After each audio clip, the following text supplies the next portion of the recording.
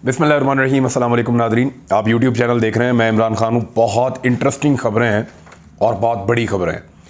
सबसे पहले तो आपको बताते हैं कि कौमी असम्बली की 9 नशस्तें खाली हुई हैं जिन पे इलेक्शन होना है, और 2 नशस्तें ऐसी खाली हुई हैं जिन पे वो मखसूस नशस्तों की ख़वातीन जो हैं वो आ जाएंगी।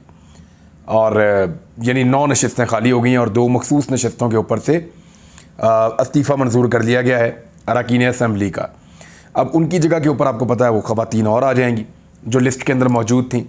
लेकिन इन 9 नशस्तों के ऊपर जो शेड्यूल है पहले वो सुने और फिर देखें। इमरान खान साहब ने स्टेडियम से बाहर बॉल फेंक दिया है शॉट मार के, यानी जैसा मुंह वैसी चपेड़, जैसा मजाक उसका बिल्कुल वैसा ही जवाब। यानी ये तो मजाक ही है ना कि थोड़े थोड़े करके इस्तीफ़े मंजूर करेंगे, थोड़े थोड़े करके इलेक्शन करवा लेंगे, अपनी ताकत को कौमी असम्बली में बढ़ा लेंगे, 1 साल और बैठे रहेंगे यहीं पे कौमी असम्बली के अंदर और हमारा दाव चलता रहेगा, हुकूमत हमारी चलती रहेगी। लेकिन उस सारे का तोड़ इमरान खान साहब ने कर दिया है और 16 नुकसान ऐसे हैं जो अब पीडीएम को हो जाएंगे और 16 फ़ायदे ऐसे हैं, यानी 16 बाउंड्रीज इमरान खान साहब ने एक फैसला करके मारी हैं। और वो कैसे किया है, यानी किसी भी मुकाबले में जब आपने जाना होता है ना तो पहले आप उसकी मनसूबाबंदी करते हैं। तो मनसूबाबंदी के पहले मरहले में इमरान खान साहब ने एक ऐसा फैसला किया है कि पीडीएम की हवा निकाल दी उन्होंने। कैसे?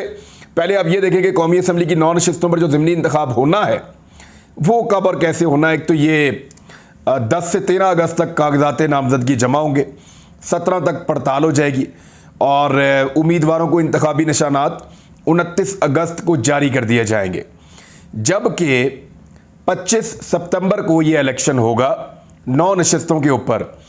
इलेक्शन कमीशन के मुताबिक ये NA 22 ये अली मोहम्मद खान का है, फिर NA 24, फिर NA 45, NA 108 फैसलाबाद फ़ारूक हबीब वाला है, NA 118 ननकाना साहब वाला, और फिर कराची के 3 हलकों में NA 246, 239 और 237, इनमें ज़िमनी इंतखाबात का शेड्यूल जारी कर दिया। अब 9 इन हलकों के अंदर इमरान खान साहब ने खुद इलेक्शन लड़ने का फैसला कर लिया है। अब ज़रा इसके असरात आप देखें, मुझे बाकायदा लिखना पड़ा ये सारी चीज़ें जो इसके अंदर होने जा रही हैं कि ये जो इमरान खान साहब ने फैसला किया कि 9 के 9 हलकों से इमरान खान साहब खुद इलेक्शन लड़ेंगे, इसका क्या इम्पैक्ट आएगा। नंबर 1 तो ये है कि ये आइन और कानून के तहत वो इलेक्शन लड़ रहे हैं, इससे कोई फ़र्क नहीं पड़ता, वो लड़ सकते हैं। आइन और कानून के तहत है उनका ये इलेक्शन लड़ना, चाहे वो 1 सीट से लड़ें चाहे वो 9 सीटों से लड़ें। नंबर 2, ये इलेक्शन जो होगा ये पार्टी अपने ज़ाती अखराजात के ऊपर लड़ेगी। जो 9 उम्मीदवार हैं उनके ऊपर ज़्यादा बोझ नहीं पड़ेगा। पाकिस्तान तहरीक इंसाफ के कुछ उम्मीदवार ऐसे हैं जिनके पास बहुत ज़्यादा मालो दौलत नहीं है और वो ये इलेक्शन लड़ने के बाद जब दोबारा कौमी असम्बली का इलेक्शन फिर आ जाए, जनरल इलेक्शन जल्दी हो जाए, तो फिर उनके ऊपर दोबारा इलेक्शन लड़ने की सकत या बोझ या पैसा, तो ये चीज़ें बड़ा वैल्यू करती हैं। तो ये पार्टी का इलेक्शन होगा, उम्मीदवार का इलेक्शन नहीं होगा और पार्टी ज़ाती अखराजात के ऊपर इस इलेक्शन को लड़ेगी। नंबर 3, अवाम में इस इलेक्शन की दिलचस्पी बढ़ जाएगी और अगले इंतखाबात के लिए पाकिस्तान तहरीक इंसाफ का माहौल बनेगा। नंबर 4, इमरान खान और पाकिस्तान तहरीक इंसाफ की मकबूलियत में इजाफा होगा। जिस तरीके से इमरान खान साहब ये इलेक्शन लड़ रहे हैं, यानी उनके लोग यही कहते हैं ना कि वो कल्ले नु सारे पै गए ने, यानी उस अकेले को सारे इकट्ठे होकर पड़ गए हैं। 13 सियासी जमातें हैं, पाकिस्तान के ताकतवर लोग हैं, ताकतवर हल्के हैं, एस्टेब्लिशमेंट इमरान खान साहब के हक में नहीं है, पाकिस्तान के अंदर भी और पाकिस्तान के बाहर भी। और अभी तो एक सूबाई हुकूमत उनको वापस लेनी पड़ी, ऐसे ही माहौल में उनको वापस मिली है। तो ये जो है इमरान खान साहब और पाकिस्तान तहरीक इंसाफ की मकबूलियत में इजाफा होगा। और जो 2/3 अक्सरियत का इमरान खान साहब ने दावा किया है कि इंशाल्लाह वो 2/3 अक्सरियत लेंगे, उन्होंने कहा अपने मुँह से, ऐसे ही बोला उन्होंने, तो क्या वो 2/3 अक्सरियत ले पाएंगे, इसके ऊपर सवालात थे। लेकिन ये एक मोमेंटम अब बनता चला जाएगा इमरान खान साहब के 9 हलकों से इलेक्शन लड़ने की सूरत पे।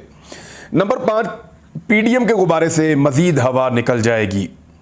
यानी पीडीएम जो है वो अपना गुब्बारा बड़ी मुश्किल से फुलाते हैं, बड़ा करते हैं, उसमें से और हवा निकल जाएगी। कैसे मैं आपको बताऊंगा, लेकिन पीटीआई मजीद मुतहर्रिक होगी इस फैसले के नतीजे में। इमरान खान साहब ने जो 9 हलकों से अकेले इलेक्शन लड़ने का फैसला किया है। नंबर 6 ये है कि इमरान खान को नाअहल करने की जो ख्वाहिश है उसका ये एक बड़ा तोड़ है, क्योंकि वो तो खुद एक उम्मीदवार हैं, यानी इमरान खान साहब को अब इलेक्शन कमीशन भी बुला रहा है, FIA भी तहकीकात शुरू कर रहा है, तो एक दबाव इमरान खान साहब पे डाला जा रहा है। वो क्यों, वो आगे चल के मैं आपको बताता हूं कि एक्चुअली प्लान है क्या। नंबर 7, अगर वो अकेले 9 नशिस्तों पर कामयाब हो गए तो ये एक नया रिकॉर्ड बन जाएगा, एक नया वर्ल्ड रिकॉर्ड इमरान खान साहब के पास होगा। इससे पहले भी रिकॉर्ड इमरान खान साहब के पास है कि वो पाकिस्तान के कौमी असम्बली के 5 हलकों से अकेले इलेक्शन लड़े और 5 में उन्होंने फतह हासिल की। अब वो 9 में इलेक्शन लड़ रहे हैं, अगर वो 6 नशिस्तें भी जीतते हैं ये भी एक रिकॉर्ड है, लेकिन अगर वो 9 की 9 जीतते हैं तो ये तो बड़ा ऐसा वर्ल्ड रिकॉर्ड लग जाएगा जो फिर शायद नहीं टूटेगा। और ये नहीं चाहेगी हुकूमत इस वक्त PDM की जमातें कि वो ये रिकॉर्ड लगे। 8वां, फिर उनकी मर्जी है कि चाहे वो हलफ लें चाहे वो ना लें। यानी इमरान खान साहब ने 9 नशिस्तें जीत ली हैं, हलफ लेना चाहें तो ले लें, नहीं लेना चाहें तो ना लें, खाली रहने दें। वो चाहें तो जाकर इस्तीफे दे दें कि जी मैंने हलफ लिया, ये पड़ा मेरा इस्तीफा, मेरी सारी सीटें फिर फारिग। और वैसे भी जीतने के बावजूद ये 10वां नुक्ता है कि इमरान खान साहब ज़्यादा सीटें तो अपने पास रख नहीं सकते। जीतने की सूरत में भी उनके पास कौमी असम्बली की 1 सीट होगी, फिर उनकी अपनी वाली भी 1 सीट खाली हो जाएगी जो मियाँ वाली से है। अगर वो दोबारा हलफ लेंगे तो वो जो 8 सीटें हैं वो वापस फिर खाली हो जाएंगी, उनके ऊपर इलेक्शन होगा, इमरान खान साहब फिर जाके इलेक्शन लड़ेंगे। तो इस तरह इमरान खान साहब ने एक ऐसे जंजाल में फंसा दिया PDM को कि उनके पैसे भी लगेंगे, उनका जोर भी लगेगा, वो परेशान भी होंगे और उनकी मकबूलियत का ग्राफ गिरेगा भी। 11वां इसमें एक और चीज़ है कि जो इमरान खान साहब के बंदों को कमज़ोर करने की एक कोशिश हो सकती है या उन्हें सबक सिखाने का एक मकसद हो सकता है, वो पूरा नहीं हो सकेगा। कैसे?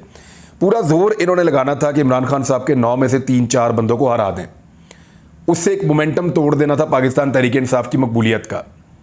दूसरा, उन बंदों का कॉन्फिडेंस भी शेक कर देना था कि देखो ये हार गए हैं, अब वो एतमाद नहीं रहा पाकिस्तान तहरीक इंसाफ में, और फिर इन्होंने इलेक्शन में जाना था। वो वाला तोड़ भी इमरान खान साहब ने कर दिया। 12वां इमरान खान साहब ने फ़ायदा इससे ये उठाया कि इमरान खान का इलेक्शन पूरी पार्टी पूरा जोर लगाकर लड़ेगी, डिवीजन नहीं होगा पार्टी के अंदर और बगैर इख्तलाफात के लड़ेगी। हर हल्के में 1 से ज़्यादा उम्मीदवार सोच रहे होते हैं कि मुझे यहाँ से टिकट मिले, मुझे मिले, हर एक की अपनी ख्वाहिश होती है। लेकिन जब पार्टी का चेयरमैन खुद इलेक्शन लड़ रहा है हर हल्के से, तो फिर वो सारे के सारे उम्मीदवार जो हैं वो जोर लगाएंगे। वो सारे के सारे उम्मीदवार जो हैं, जितने भी लोग हैं पार्टी के, वो यकसू होकर जोर लगाएंगे और इमरान खान साहब का पूरा साथ देगी पार्टी इख्तलाफात के बगैर। 13वां नुकता यह था कि इमरान खान की मकबूलियत इस बात को साबित कर देगी कि लोग पाकिस्तान के उन्हें सादिक और अमीन समझते हैं। यानी पाकिस्तान के लोग ये समझते हैं कि ये आदमी सादिक और अमीन है, तो इदारों के लिए मुमकिन नहीं रहेगा कि उनको उठा के और नाअहल कर दें या सादिक और अमीन उनको ना समझें। हालांकि एक सर्टिफिकेट का मामला है और वो कुछ भी नहीं है।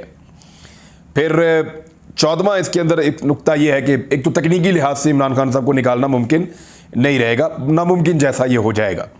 अगर पाकिस्तान तहरीक इंसाफ का कोई उम्मीदवार कमज़ोर था तो भी पाकिस्तान तहरीक इंसाफ के कामयाब होने के ज़्यादा इम्कानात हो जाएंगे इस सूरत में।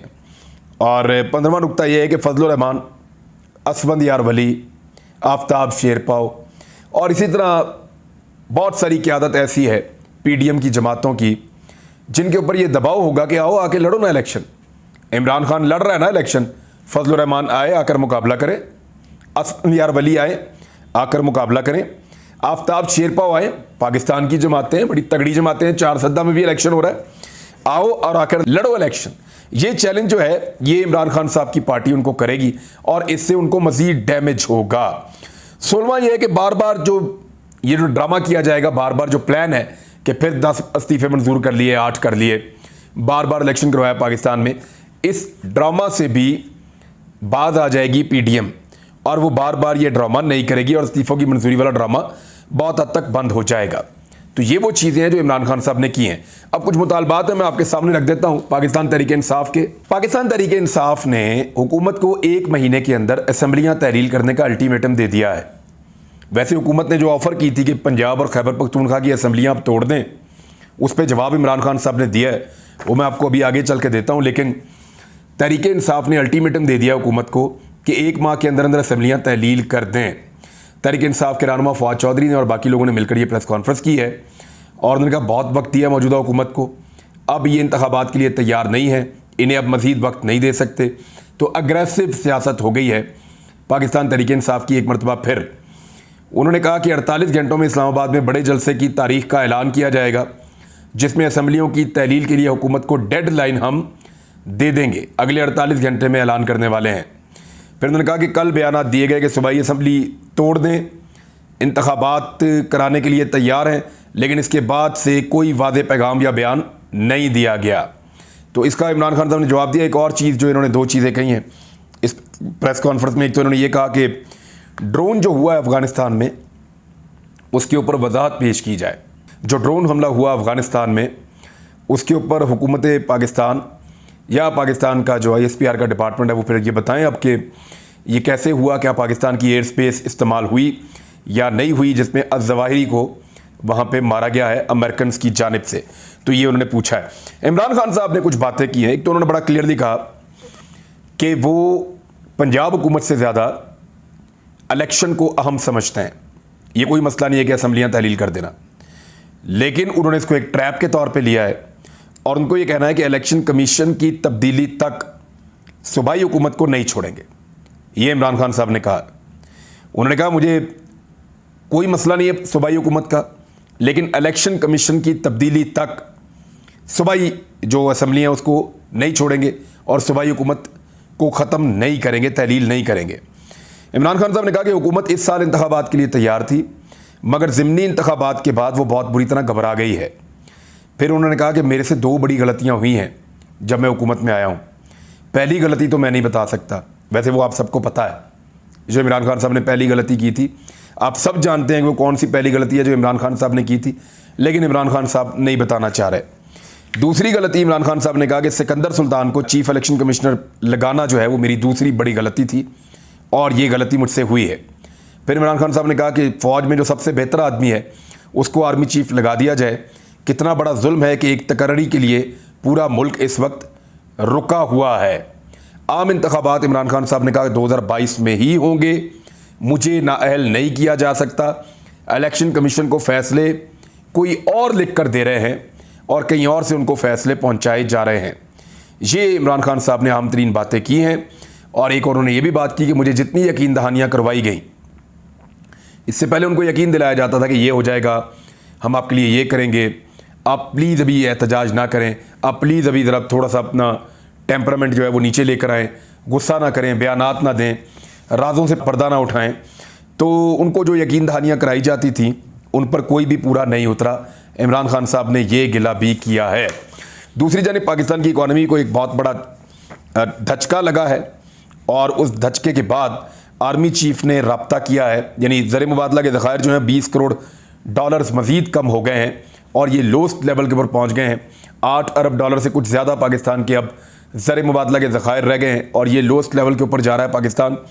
आर्मी चीफ ने अमेरिका के बाद, यानी जब बात की अमेरिका के साथ IMF के लिए, और अब उन्होंने UAE और सऊदी अरब वगैरह से बात की है और वो कोशिश कर रहे हैं कि पाकिस्तान को मज़ीद पैसे मिलें और पाकिस्तान जो है वो दिवालिया होने से बचे, पाकिस्तान की हालत कुछ बेहतर हो, आवाम के लिए कोई रिलीफ मिल सके। ये आर्मी चीफ कोशिश कर रहे हैं। तो ये हुकूमत कितनी नालायक, नकम्मी, नाअहल और इम्पोर्टेड है कि जिस हुकूमत को चलाने के लिए आर्मी चीफ को ज़ोर लगाना पड़ रहा है और आर्मी चीफ लोगों से पैसे मांगते फिर रहे हैं कि जनाब आप मेरे मुल्क को चलाने के लिए पैसे दें। ये हालात पैदा हो चुके हैं, ये हालात पैदा हो चुके हैं और ये हुकूमत की नाअहली है। आर्मी चीफ तो मुल्क की बेहतरी के अंदर बेचारे कर रहे हैं, कभी इधर भाग, कभी उधर भाग, कभी इसको कह, कभी उसको कह। किसको अच्छा लगता है लोगों से पैसे मांगना? लेकिन ये हुकूमत का किया धड़ा है। इंपोर्टेड सरकार ने, ये इतनी नाअहल है, ये अपने मामलात को खुद हल नहीं कर सकती।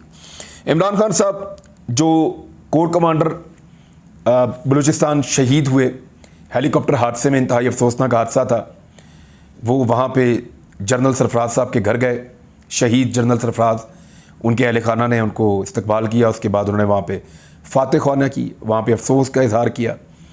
लेकिन ये ख़बरें और वीडियोस हर तरफ चल रही हैं, लेकिन मैं आपको एक ट्वीट सिर्फ पढ़ के सुनाता हूँ सलीम साफ़ी का।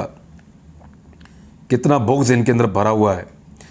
बाखबर ज़राए के मुताबिक सदर आरफ अलवी ने जनरल सरफराज शहीद और दीगर शोहदा के जनाजे में जाने की ख्वाहिश ज़ाहिर की, लेकिन PTI के सोशल मीडिया ट्रोल्स की तरफ से शोहदा के मामले पर जो खराफात शेयर किए गए, उसकी वजह से शोहदा की फैमिलीज़ की सफ़ों में पाए जाने वाले गम व गुस्से की वजह से उन्हें आने का ग्रीन सिग्नल नहीं दिया गया। और आज इमरान खान साहब गए उन्होंने इस्तकबाल किया, बिठाया, फातह ख्वानी की है। यानी ये बुग़्ज़ के भरे हुए लोग हैं, हर जगह इन्होंने झूठ बोलना होता है। पहले सोशल मीडिया के ऊपर कुछ बेवकूफ़ लोगों ने या कुछ ऐसे लोगों ने एक प्रोपेगेंडा किया जो प्रोपेगेंडा सेल्स का हिस्सा थे। जब उन्होंने प्रोपेगेंडा किया तो इन्हीं सहाफ़ियों ने, उनके तो किसी के 2 फॉलोअर हैं, किसी के 5 फॉलोअर हैं, वो तो खबर निकलनी नहीं थी, तो इन्हीं सहाफ़ियों ने, सलीम साफ़ी जैसे लोगों ने उसको रीट्वीट किया जानबूझकर। इवन अंसार अब्बासी साहब ने भी किया, और उससे क्या हुआ कि वो बहुत ज़्यादा नफ़रत फैली, क्योंकि इनको तो लाखों लोग फॉलो करते हैं।